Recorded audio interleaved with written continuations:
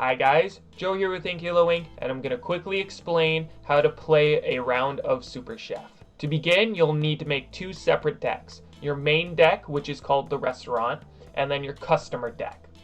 We'll start with the customer deck because that's the easiest. You need to choose 6 customers. You cannot have any duplicates. They must all be one copy. Customers have a few key points you want to take note of. In the top right corner is their dollar value.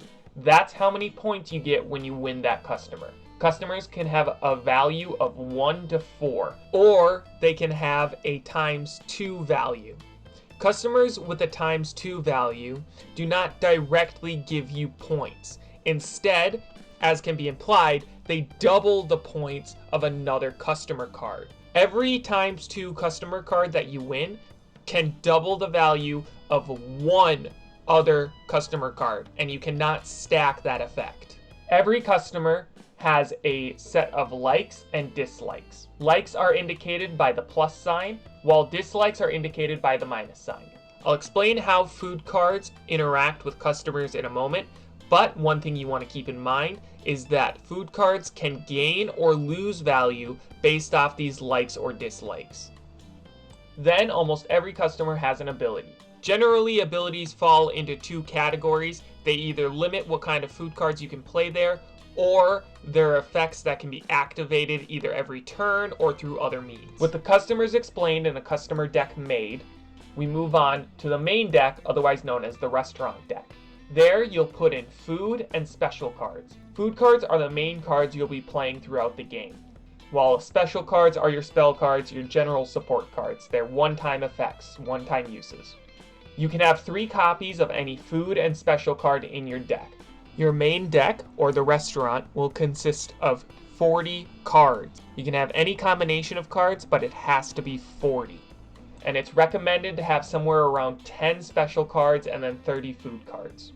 Every food card has some important things you need to pay attention to. Again, in that top right corner, you'll be able to see its value.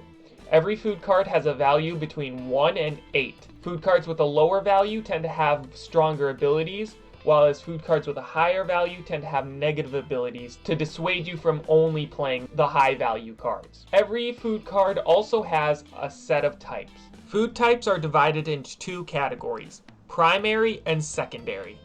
The primary types are very important, and you can always tell what a primary type is because on the card it is in brackets. There are 5 options for the primary type: appetizer, main, side, dessert, or drink. You'll want to make a balanced deck that includes a variety of these main types, though I'll explain why you want a diverse set in a moment. After the main types, you have secondary types. There's a large variety of secondary types, and these secondary types are what customers interact with.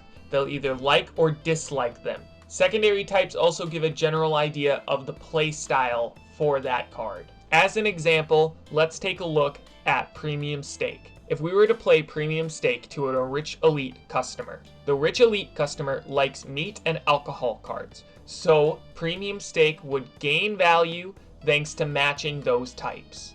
I should also clarify, for every matching type that a customer likes or dislikes, you increase by 1 point. So if we look at the Rich Elite likes meat and alcohol cards. So if you play a Premium Steak, it goes up by 2, bringing Premium Steak to 10.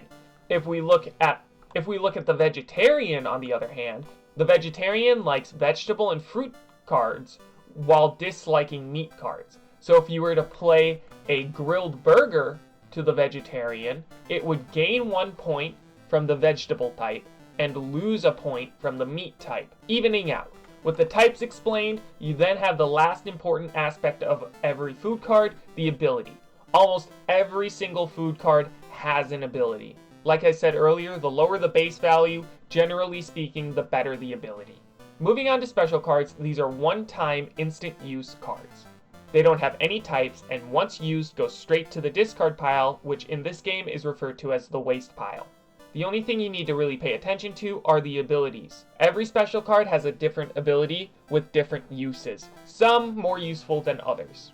And again, you'll want to have, somewhere between 5 to 10 of these in your deck, and I'll explain why right now.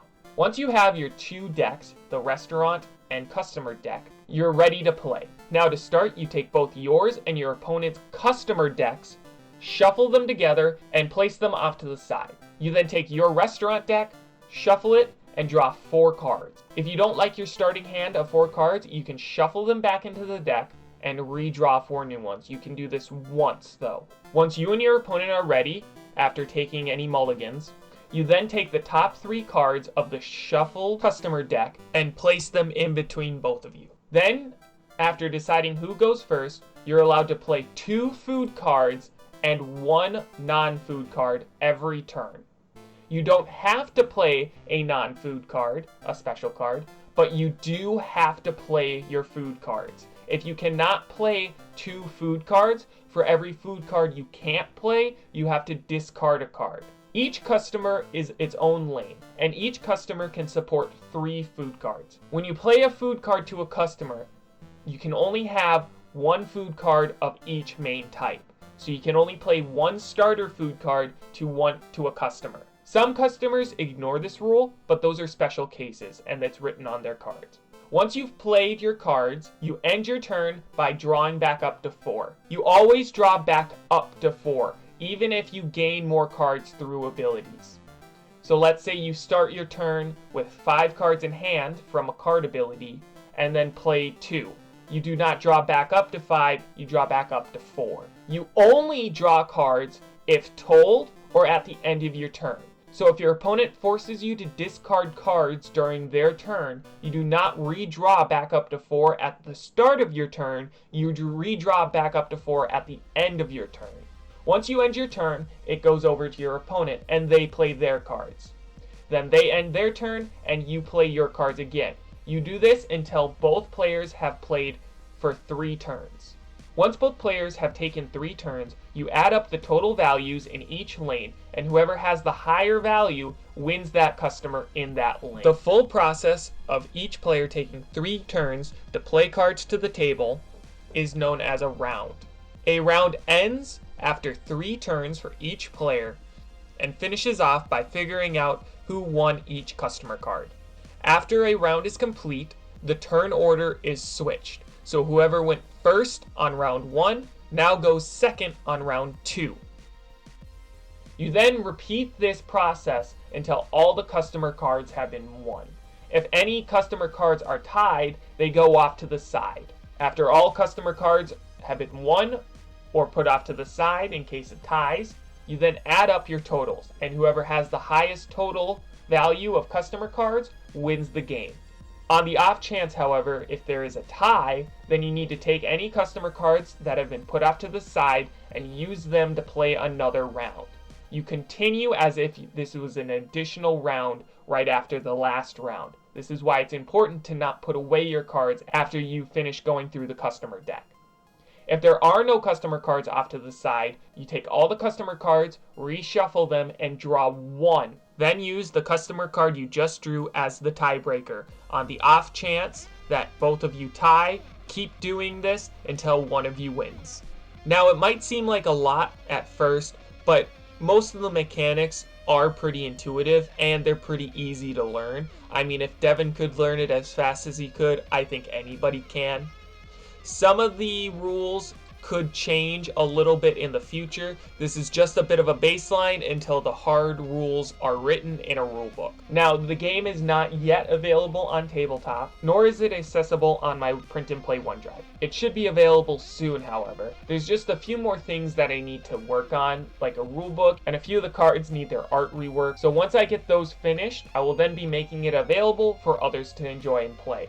Until then, though, expect to be seeing card overviews, battle videos, and maybe even a deck making video. I hope you guys enjoyed. I hope you guys are looking forward to this game as much as I am, and I'll see you guys next time.